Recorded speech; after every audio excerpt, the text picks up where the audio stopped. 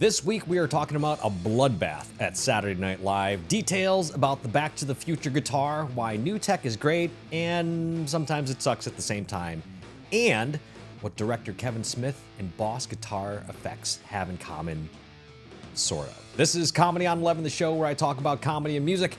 Who am I? I am Thom Tran, comedian, musician. Sometimes I do both. Sometimes I bring the guitar to the comedy club and just decide to do stand-up and leave it in the green room. Sometimes I bring it on stage, I don't take it out of the case, and I don't address the fact that I brought it on stage. And sometimes, I grab it, I start playing, and there's a new sound guy in the sound booth at the comedy club. In the DI box that we did sound check, craps the bed in the middle of the set, and then I just stand there with the guitar while I tell jokes.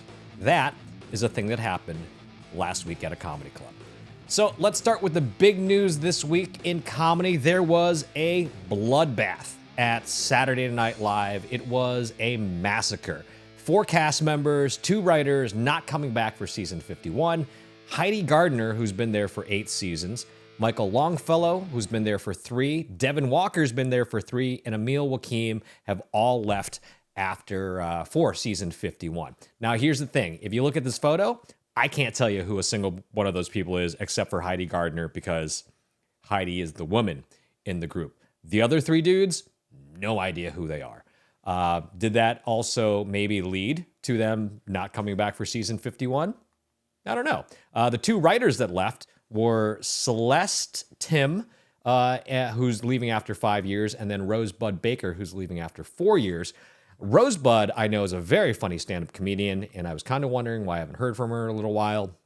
Turns out she was writing on Saturday Night Live for the last 4 years. Is this a big season 51 shakeup that Lorne Michaels was talking about? Because after the 50-year anniversary show that had everyone coming back, you had bloody Adam Sandler, you had Tina Fey, Amy Poehler, everyone, the hitters, they all came back and they had an amazing season.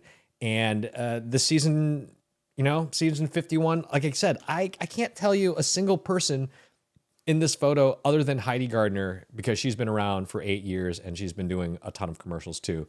And I think, to be quite honest, maybe they didn't make a big enough mark. I don't know. I was just talking to someone recently and I was like, I don't think I've watched Saturday Night Live probably since the mid-90s, partially because, in the last 20 years, I've been a stand-up comic. So if I'm out, I'm out. And if any big bits or whatever, break out, then they wind up on the internet. They wind up on YouTube. If it's not a Lonely Island sketch, I probably don't know about it. Not true, because the Beavis and Butthead sketch that Ryan Gosling was in a few months ago blew up, and it blew up hard, and that was all over the place. I can't tell you how many times I watched that sketch, but also Michael Che and Colin Jost doing Weekend Update. Huge. Those are the only things that I watch on Saturday Night Live. I don't know how it is for most people. I don't know many people that are watching Saturday Night Live anymore with the way technology is and the internet is. So I don't know if those cast members made a big enough mark. I know Rosebud Baker was a great comedian. She was all over the place for a little while, and I'm maybe she just wanted to get back to doing comedy. She was there 4 years. So maybe that's part of it. But also, working on Saturday Night Live is really, really hard. I've been listening to Neil Brennan's podcast Blocks lately, and the most recent one I'm listening to, which is not recent, I think it's 3 years old, is him and Seth Meyers. They're talking about their time, Seth's time at SNL, and Neil did a bunch of stuff at SNL too. And it's really hard. That is an intense job. My buddy Chris Redd was on Saturday Night Live for a while, several years. It's a crazy schedule. And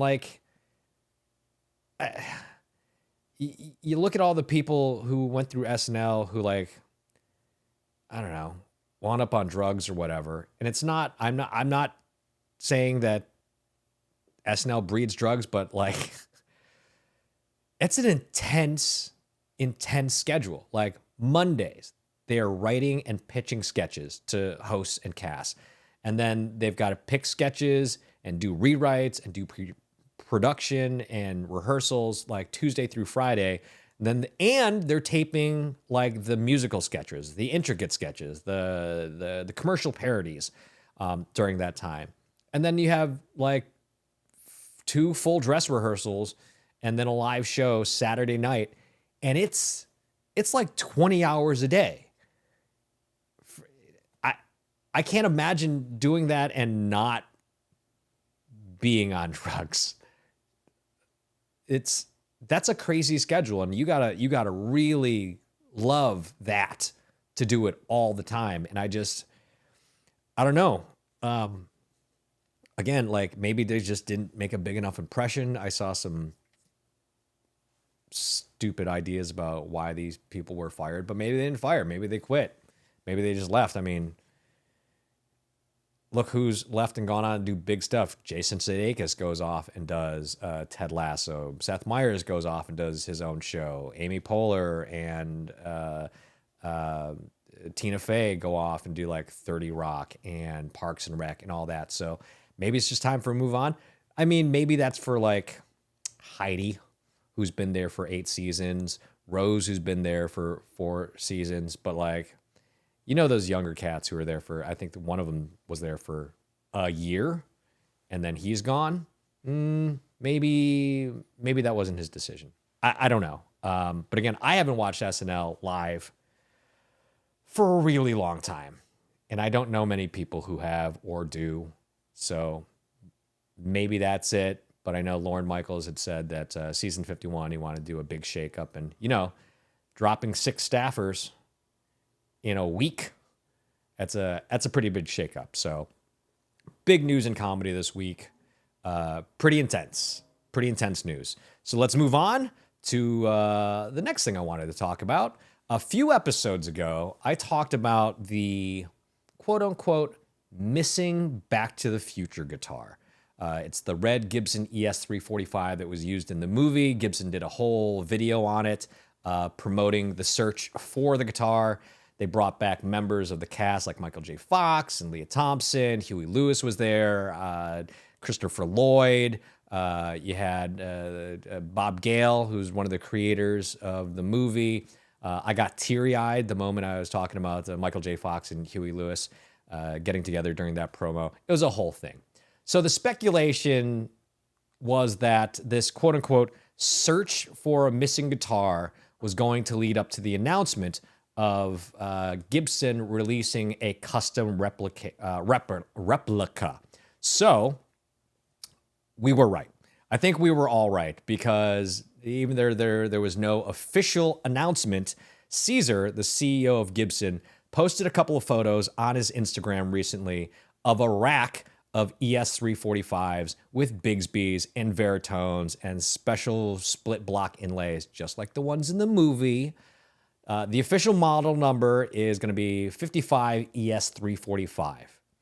And if you are a Back to the Future fan or just a guitar nerd or a gear nerd, you kind of understand why that's funny, because in the movie, Michael J. Fox time travels from 1985 back to 1955. And he's using a red ES345 that did not come out until 1959. So the guitar itself, this is so nerdy, I understand that. But the guitar itself is a time traveler. So I guess the story was the producers of the movie went to Norm's Rare Guitars, which is a famous guitar shop here in Los Angeles. Everyone goes there. Richie Sambora, Joe Bonamassa, people go and buy, like Clapton went there to buy guitars from Norm. And the producers went and they were like, hey, we need a guitar that looks like it was made in the 50s, like an old school guitar for this scene. And Norm was like, here's a 1959 ES345, even the movie didn't come out, canonically the movie takes place in 1955. So if you look at the model, some of the tags that are hanging on the guitars on the racks in Caesar's post, they're actually, you can see the model number says, if you zoom in, you can't really zoom in. It's hard to zoom in on this, but it actually says 55 ES345, which is just a funny joke. I think it's a funny joke for all the nerds, like me, I guess. There are no details on the cost or the number of pieces or availability, but this is what I'm going to assume. I'm going to assume like this is going to be a greenie kind of situation, where they release a small batch, USA made, Gibson custom shop, limited edition, that are going to be really, really expensive. Like if we look at this photo, there's 1, 2, 3, 4, 5, 6, 7, 8. Let's see if it's any different in this other photo. 1, 2, 3, 4, 5, 6, 7. So minimum 8, only because that's how many are in the photo. I think, personally, I have no actual knowledge of this, despite my contacts at Gibson. What I think is they're going to do 55. Let's put this down in the history books right here. This is what I'm calling it, okay? They're going to do 55 of these limited edition. No. They're going to do 85 of the limited edition ES345 with the Bigsby and the Veritone and the split block inlays and the solid 12th fret inlay. They're going to do 85 of them. Why 85 of them? Because the movie came out in 1985. I think they're going to do 85 of the very expensive Gibson models. I say they're going to cost $20,000. Does that sound crazy? Not really, considering they put out, the greenie, the Kirk Hammett greenie Les Paul, and those were selling for a mint. So this is what they're going to do. They're going to put out 85 of these Gibson custom shops for $20,000 each. Very limited. 85 is a very limited number. And then they're going to release a much cheaper Gibson version, Gibson USA version, not a custom shop, not like a Murphy Labs, like it's going to be just a Gibson USA model for $10,000. No. Let's stick with the theme here. They're going to put out 85 for $20,000. No. Yeah. And they'll put out some USA made ones for $10,000. And then the piece de resistance, they're going to release the much less expensive, although still pretty expensive, Epiphone version, which will be probably the exact same guitar, made overseas, with the Epiphone headstock instead of the Gibson headstock. And I'm going to say those are going to go for $5,500. Sticking with the theme. Just sticking with the theme. 85 super expensive Gibson custom shops for $20,000. And then a limited number of USA mades for about $10,000. And then again, sticking with the theme, they're going to do 55 Epiphones. No, that doesn't make sense. No, now that I'm thinking about it, they want to sell more Epiphones. The Epiphone models won't be as limited, but they're going to sell them for $5,500. There we go. There's the theme. So 85, the movie came out in 85. They're going to release 85 of the super expensive models for 20 G's, and then a bunch of USA made ones. I'm going to go with 250. Where did I get that number from? I don't know. It just sounds like a number they would do. 250 of the USA mades. And then just like a buttload of the Epiphone versions for $5,500, which again, still very expensive. But not 20 G's expensive, because it's going to be limited. That's what I feel. That's what I feel in my heart. That's what I think they're going to do. So I guess the question is, am I going to get one? Any of these models? Well, I can tell you I am definitely not getting a custom shop or a USA made, because as we've talked about in the past, I love Gibson. I keep one Les Paul sitting in the rack behind me that you can't see it on the camera, but the Zach Wild Les Paul, I keep that around to remind myself why I don't play Les Pauls or Gibsons. Not because I don't love them, not because I don't love the tone, the feel, the style, the vibe, all of it. I love Gibsons. I have friends at Gibson. My old guitar tech works at Gibson. Gibsons are made for people who stand over 6 feet tall. They are big. They are heavy. They play great. They sound great. But I have small hands. I've said it before. I'll say it again. I got small hands. Playing a Gibson's like playing a baseball bat. The problem is, Back to the Future was such an influential part of my comedy and musical DNA. If there was a movie that I could say encompasses what this show is about, it's Back to the Future. The music was amazing. The comedy was amazing. The movie itself is widely accepted as a perfect movie. I love Back to the Future so much. It is in my top 5. I love Back to the Future so much.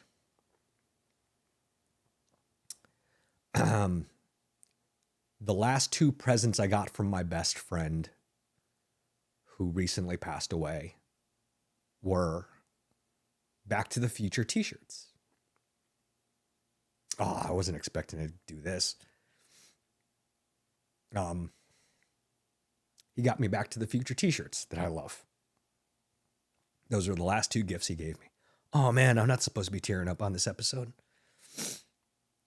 I mean, I did tear up when Michael J. Fox saw Huey Lewis in that video that Gibson did. But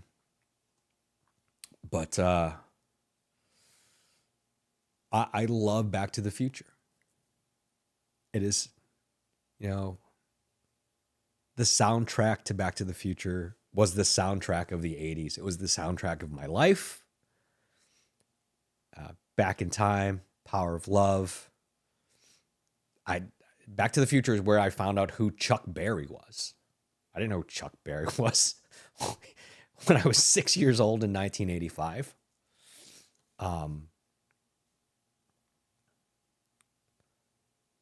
So for nostalgia reasons, maybe emotional reasons, I'll get one. I think I'm talking myself into getting one now.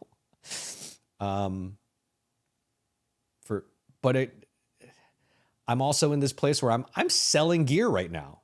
I'm selling guitars because they're in my house, they're in my studio. I don't play them. I think I said on a couple episodes ago that, when the fires came close to our house last year or earlier this year, oh my God, it was only earlier this year. When the fires came close to the house, I had to pick which guitars would come with me. And I was like, if I lose these guitars, it's not just me that's losing them. It's all these people that love Paul Gilbert guitars and Richie Sambora guitars. And I have limited edition instruments, the ones that I keep in a box, not that Jackson back there, that yellow tiger stripe dinky reverse that I bought it's not even a dinky reverse, it's a dinky, that I bought specifically to play Def Leppard songs on. So I'm already in this place where I got a ton of guitars and a lot of them I'm already selling. Do I want to buy another guitar that I know for a fact probably would not get played?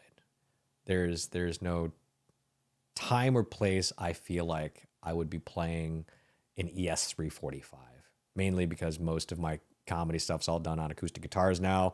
I have the Wolfgang SA 126 over there. You can't see it on camera, But my little wall of Van Halen, where I've got a Frankenstein, PV Wolfgang, and SA 126.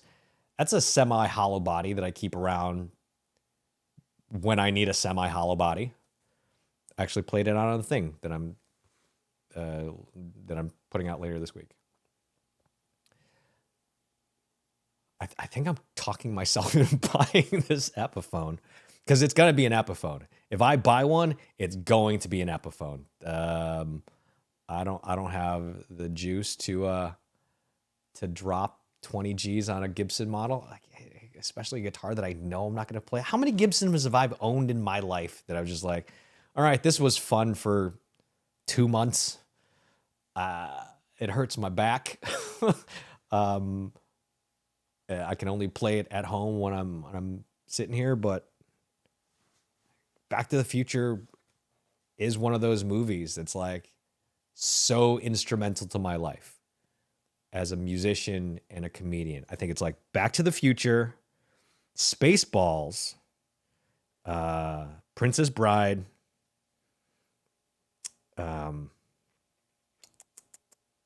Ghostbusters, and then there's maybe one more that I'm thinking about. But Back to the Future is one of those movies. It's like such a huge part of my life. And, the last 2 gifts I got from my best friend were Back to the Future t-shirts. So I don't know is the question, is the answer, I guess. Am I going to get one? I don't know. I guess we got to wait for the official announcement from Gibson about that, because it was just a tease from Caesar. This was just on his Instagram page, but they do look sweet.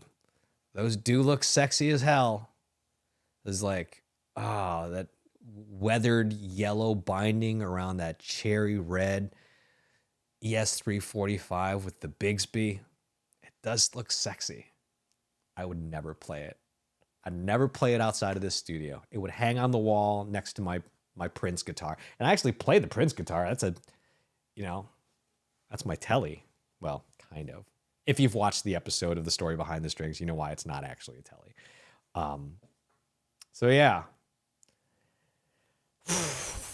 There was a countdown on the losttothefuture.com website, but the countdown is stopped. It just like stopped at 2 months. I was watching the Trogley Guitar Show, which I am known to do, and he was speculating that like maybe October, November-ish time frame, they're gonna talk about it and like release the official information. I mean, if someone is emotionally gonna drop 20 grand on a guitar, maybe right around Christmas time is the time to do it. But I will wait to see how much Gibson says this guitar is going to be. I will make a decision then, because I already have a bunch of guitars like up on Reverb that I'm selling. Maybe if I make enough money selling those guitars, maybe I'll pick up one of these, one of the Epiphones. I think maybe 5,500 is too high for the Epiphone. That's what I'm thinking. We'll see. It's intense. It's crazy. But yeah, that's a little bit of the update this week. Next thing on the list that I wanted to talk about this week. So earlier this year, writer, director, nerd, overall comedy guy, Kevin Smith, one of my favorite directors, got the film rights back to his movie Dogma. Sort of. Another company bought the film rights, and then Kevin is doing a thing with them. But the rights to the movie for many, many years were owned by disgraced movie dirtbag Harvey Weinstein. And I can say that is not alleged, because he was convicted and he is in jail. Harvey Weinstein is a certified POS. He is a dirtbag. The court has said it. I don't know if in the legal documents they say he's a POS, but Harvey Weinstein is a piece of crap. Anyway, with that said, Kevin Smith has been touring the movie for the last couple of years. Actually, no, for the last year or so. Let's see. Is this playing? Yeah.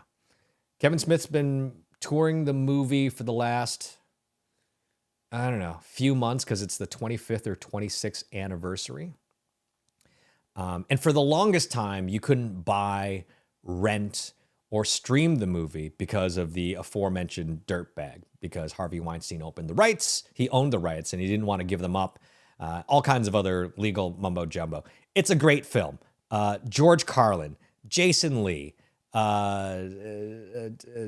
Chris Rock is in there. The great Alan Rickman. Of course, Ben Affleck, Matt Damon. An incredible movie.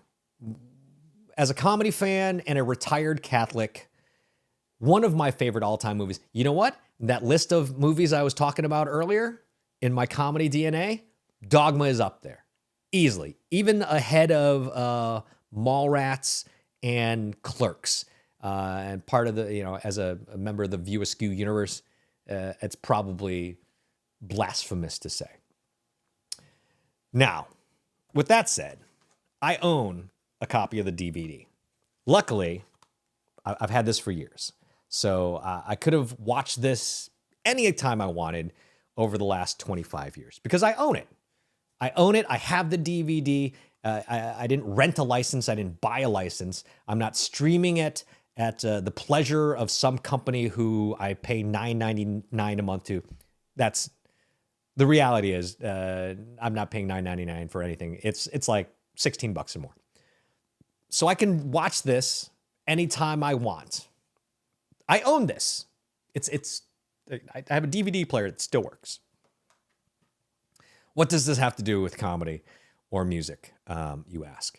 Well, Boss Effects has released the plug-in FX PX-1 pedal, which is basically a Boss-sized stomp box that you can download multiple effects to. It comes with I think 6 or 8, but then you can buy an additional effect for like $10. I think there's 16 channels basically in there that you can load 16 effects. And then much like many guitar amp sims and things like that these days, you can control it from your smartphone, and then you can decide your settings and then you can match it, whatever. So this is the new thing Boss is putting out. I've been stuck in this weird place with gear and technology because this last week or so, because I'm very guilty of finding a thing and then going, oh, I want that thing. I want more of that thing. I want as many of those things as possible. I bought 4 magnetic smartphone stands with clip. It's this week alone, I bought 4 of them. It is ridiculous. I'm going to return several of them because they're just not what I wanted. But I am guilty as anybody in quickly falling in love with tech and then just going, gimme.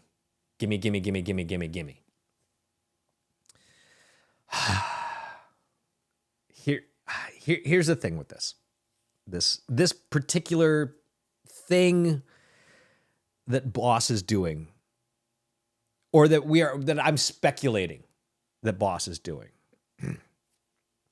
Because I watched a video by Rhett Shull, who is another one of my favorite music YouTubers, who postulated that at some point, now Boss hasn't said this, I want to put that out there very clearly, Boss never said this was going to happen, but he postulated that yes, right now, you can buy these effects for $10 a pop. You buy the pedal for, I think it's $200 or something. My cat's here. Mario, come here. You want in on the podcast? Come here. Come here, dude. Oh, do not sneeze on me. So Brett Shull postulated that you can buy the pedal for whatever, $200, $250, whatever it is they're selling it for. And then you can buy these additional effects for $10 a pop. But are you really buying them, or are you buying the license to use them? Because I remember years ago, I was watching Netflix, early days of Netflix. I was with a lady, and we were, I don't know why I said it like that. We wanted to watch the '09 Star Trek, the J.J. Abrams Star Trek, mainly because I wanted to see what kind of person she was. Like I was like, if she likes this too much, I don't think it's going to work out. Anyway, turns out Netflix had pulled Star Trek '09 from the streaming service because of the licensing deal that they had with Paramount Pictures. It expired for whatever reason, and the movie was no longer on Netflix. And I was infuriated because I, like most people who like buy or rent things, especially like you buy through iTunes, you're like, oh, I bought the thing, it's mine. No, that's not how that works anymore. It's like you buy the hardware to allow you to pay more money to use this thing. And yes, boss says you can buy these additional effects for $10 a pop. No, they have not said anything about a subscription service, but it doesn't take much to jump from, hey, we're gonna let you buy these effects for $10 a month to, hey, we're gonna change the user agreement, and now that $250 or however much piece of hardware is, you're gonna have to pay $10 a month per effect that you thought that you bought. And then if you want to continue using it, you're going to have to pay. Or, oh, hey, if you bought a bunch at $10 a pop, you can just pay us $50 a month and then use all of them. I don't see that as a huge leap. I don't see that as something that they won't do, because look at everything now. No, you don't own anything unless you physically own a copy of Dogma. You have to hope that it hits a streaming service. And what happens when these companies decide to stop supporting this new service where you get to download stuff? So I was thinking, like, yeah, I have this rack of guitar effects, this rack of literally Boss pedals over here. It used to be behind me where those guitars are now, but I would rather have these sitting around right now, waiting for me to decide to use them, because I've already paid for them. I bought them. I own them. Than to go, I guess I'll pay $10 a month to use this effect pedal. And then later on, they decide, oh no, we're not gonna do that anymore. I remember buying a song on iTunes, and then like months later, it was just gone. And I was like, what happened to it? I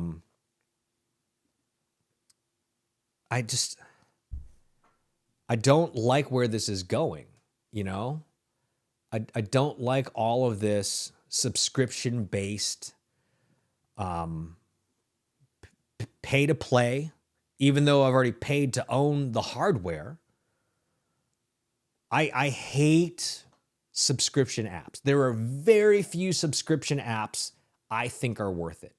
I would so much rather pay the $29 or the $49 or the $100 one time and just own the app. Give me the updates when they come out. If there's an update that I feel like I need or I want, I'll pay for the update. But I genuinely and generally hate paid subscription apps. I mean, let's see. I'm going to look at my phone. What on here? I think there's only one or maybe two apps that I pay a subscription for that I'm like, this is worth it. This is worth the whatever it is. And usually I just pay for the year, because I'd rather pay the $49 once for the year or whatever than $19 a month and then just get kicked in the balls every month when I'm like, I don't use this enough. The Moises app, which I love, and I hope to do an episode on that at some point. There's no reason that I'm not doing it. I just haven't. But the Moises app, which is an AI stem separator for like when I need to learn a new tune or I need a backing track or whatever. I think it's like $30 a year.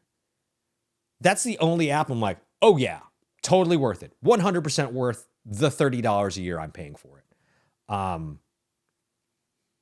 don't use music subscription apps. If it's not on my phone, I guess I'm just not listening to it, or I'll find another way to listen to it, which is another episode I was planning on doing.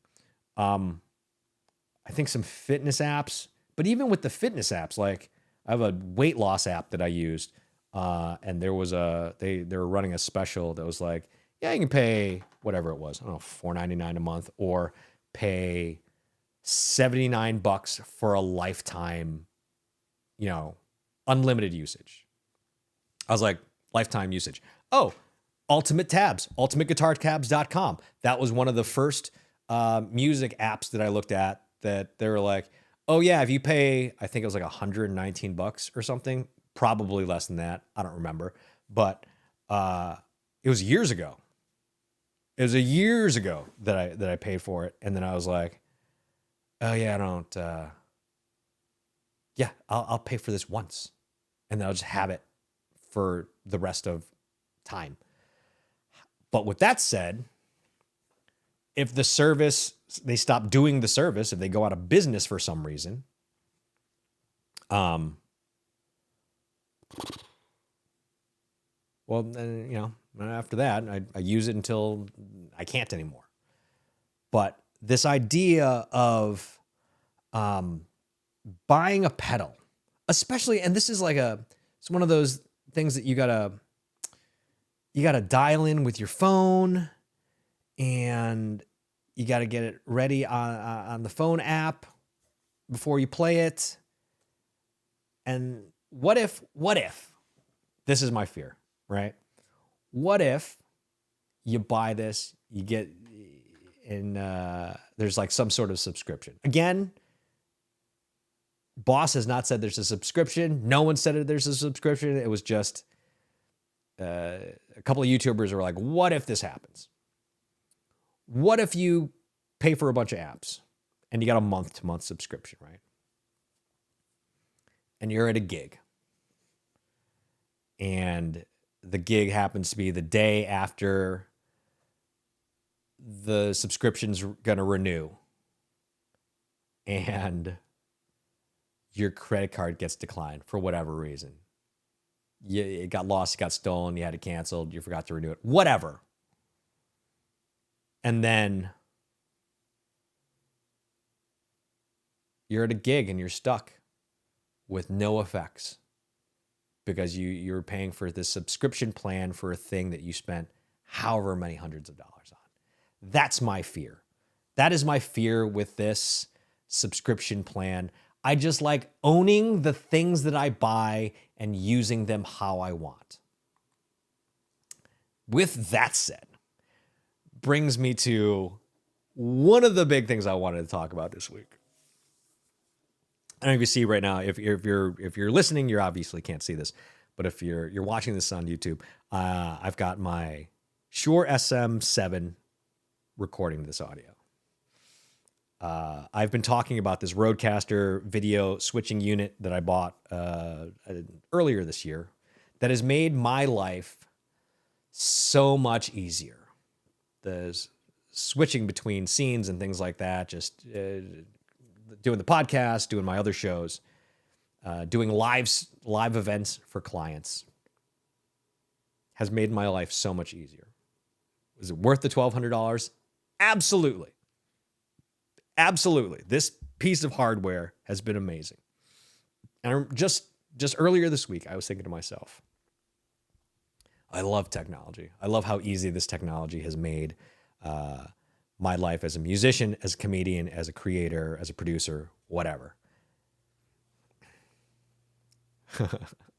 And no sooner did I think that than I went to record something, and I turn on the hardware, I turn on this Rodecaster video device. And the first message I get is, you have to update the device. Fine, no problem, I get it.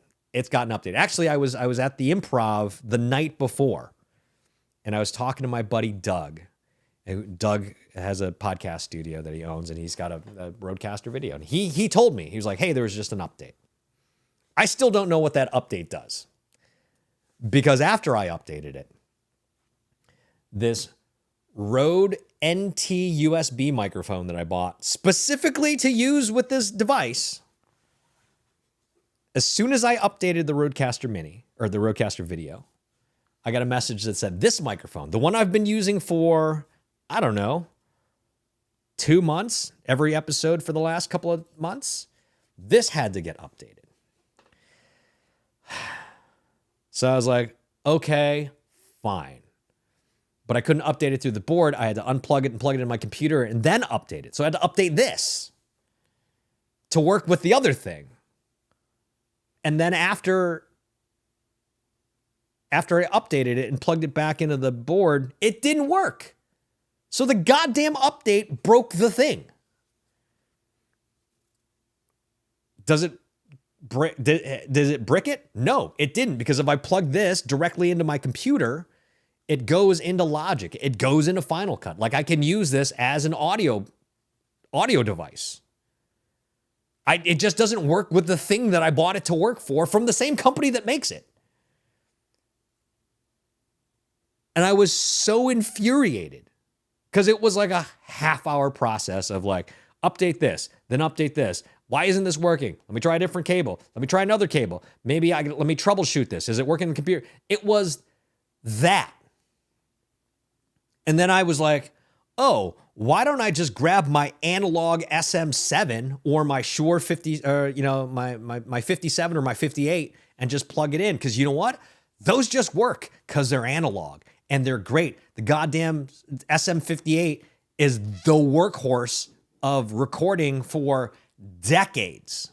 And there's no update. You don't need an update. You just plug it in and it works.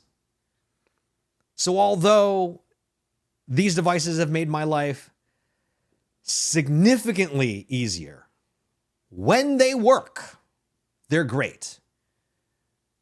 But when you got to update a thing to make the thing work, but then the thing doesn't work, and I'm wasting an hour just trying to get set up the creativity and the fun and the joy and the love of the music or the comedy or the thing or the whatever the thing is that I'm creating or making, that joy is now gone. It's in the ether, because I am screaming at my computer. I'm about to put my fist through a wall, because all I want to do is make the thing. All I want to do is make music or comedy or whatever it is that's going to make me and other people happy. It's frustrating as hell when you just want to make a thing. Yeah, I thought about it. I was like, yeah, this is my studio, and if I had a producer or an engineer or whoever running the tech stuff who could come in and make sure this all worked,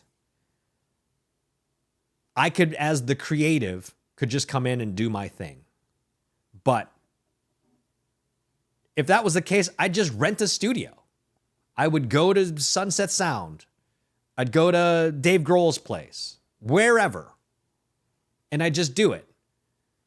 But the idea of having a studio and having the equipment and the technology and be able to do this in myself, it's supposed to take that other thing out of the equation. So this Rode NT USB is now useless, connected to the $1,200 piece of hardware that I bought. And I've emailed Rode. I've hit them up through Instagram. I've sent them support messages. I've friggin' called them, and they're in Australia. Nothing. No reply. So as much as I love tech and toys and cool gear that's going to make stuff more fun, it's not fun when I got to waste an hour updating your goddamn hardware. Man, this took a turn.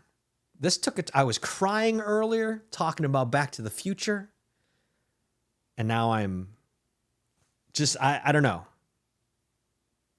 This SM7 Bravo, this mic that I bought a decade ago, still sounds amazing. It works great. I just plugged it in with an XLR cable and it works like Apple used to. Like Steve Jobs used to say, it just works. Apple stuff doesn't just work anymore, but this Shure SM7 Bravo just works. So I hope somebody at Rode is watching this.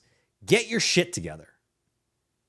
Or at the very least, answer customer emails, because I don't know, 100-something bucks I paid for this, which is, it's not an insignificant amount of money, but I bought this specifically to work with this piece of hardware.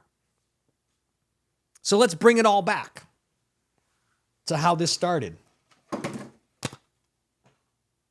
Dogma is movie from Kevin Smith that I bought on DVD probably sometime in the early 2000s. I own this. It works. I know it works. I'm not paying a subscription to use this. Boss, I love your stuff. Look at this. I have 4 Boss TU 2 or 3s sitting around my house because they work. Why do I have 4 of them? Because sometimes I put them in a bag and I lose the bag, and then I find the bag a year later, and now I've got another Boss pedal, and I just keep it. Also, I have pedals all over the house. Just make stuff that works. This episode got very contentious. This was supposed to be fun. I feel like I just needed to get this off my chest. So let's recap. A bunch of people got fired from Saturday Night Live. Gibson's putting out a Back to the Future guitar that I may or may not spend upwards of $5,000 on. Again, I don't know the price. And Boss is doing a thing that may wind up hurting their customers and their fan base and the industry. I don't know. That is to be seen. But I think if you're going to take anything away from this episode, analog's good, man. Analog just, it works. It just works. That's it for this episode. I got a bunch of other stuff that I got to record with analog because the goddamn Rode mic doesn't work. If you have any thoughts on this, if you have any thoughts on the new Boss pedal, what is this? The PX-1? I called it the PU. The PX-1, or the Gibson's ES345 that they're going to put out in, I think, for the 26th anniversary of Back to the Future. Are you going to get one? Which one are you going to get? The Epiphone, the USA, the custom shop? I say that as if I know for sure those are coming out, but it's a pretty good chance that those are the models that are coming out. Anyway, that's it for this week. I guess I'll just announce this. I have a new podcast coming out. Yes, a new one, another one. But it's more like it's replacing an old podcast. I did a show called Scary Funny, which was me and comedians talking about scary stuff. My co-host left. He moved to Atlanta. I want to keep doing it. We kind of revamped it. So I got a new show coming out in a couple of months. Actually, what is this? September? Next month. I got a new show coming out next month for spooky season. I'll have more details on that as we get closer to that. Oh man, what am I going to do about this show? Because I'm going on the road soon. Be very busy. You know what? I'm going to say it right now. If I miss an episode or two, you'll have to forgive me, because I'm going to be traveling a lot, doing stand-up for the next, 3 months, 4 months. I'll try my best to, I'll record stuff from the road if I have to or if I can. But yeah, keep listening. No, you know what? I'm going to do it. From the road if I have to. It wouldn't be the first time. Won't be the third time. But yeah, I'm going to be on the road a lot. I'm going to be in Chicago this month, Chicago 20th, actually, at the Field Museum, doing a military benefit opening for David Spade. I'm going to be in Atlanta that following week, and then Buffalo in October. a bunch of shows opening for Brad Williams. My good buddy Brad asked me to open a bunch of shows for him, and I'm just going to be on the road a lot for the next couple of months. Go to my website, thomtran.com, for details. You can follow me at _Thom Tran, THOMTRAN. The show is at Comedy on 11. I'm gonna go bring myself down. I'm gonna calm myself down. I'm gonna go listen to something funny, or I'm gonna make something. I'm gonna make something with my analog microphone and do the thing that makes me happy, which is not updating microphone software. So thanks for listening. Tell your friends, like the episode, subscribe, share it, leave a 5-star comment on podcaster of choice, and remember to turn the laughs up to 11.